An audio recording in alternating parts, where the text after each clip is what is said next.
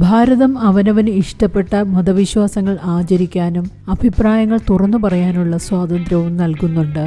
എന്നാൽ ഈ അഭിപ്രായ സ്വാതന്ത്ര്യത്തിനുമേൽ ചില തിട്ടൂരങ്ങളുമായി ഇറങ്ങിയിരിക്കുകയാണ് മുസ്ലിം മതവിശ്വാസികൾ. യൂട്യൂബറും എക്സ് മുസ്ലിമുമായ സലീം വസ്തിക്കിനെ വധിക്കാൻ ശ്രമിച്ചത് ഇത്തരമൊരു നീക്കത്തിന്റെ ഭാഗമായാണ്. ഫെബ്രുവരി 26 ഉത്തർപ്രദേശിലെ ഗാസിയാബാദിലുള്ള അദ്ദേഹത്തിന്റെ ഓഫീസിൽ വെച്ചാണ് 50-കാരനായ സലീം വസ്തിക്ക് നേരെ ആക്രമണം ഉണ്ടായത്.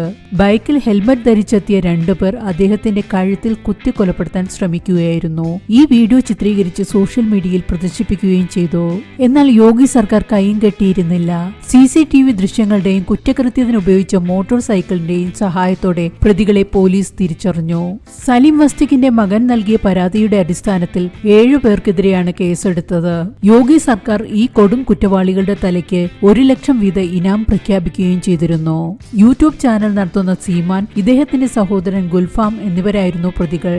ഇതിൽ സീമാൻ മാർച്ച് 1 നടന്ന പോലീസ് ഏറ്റുമുട്ടലിൽ കൊല്ലപ്പെട്ടു. ഇന്ദിരാപുരം മേഖലയിൽ നിന്നാണ് ക്രൈംബ്രാഞ്ച് ഗുൽഫാമിനെ കണ്ടെത്തിയത്. പോലീസുമായുള്ള വെടിവെപ്പിൽ ഇയാൾക്കും ഗുരുതരമായ പരിക്കേൽക്കുകയും മരണപ്പെടുകയും ചെയ്തു.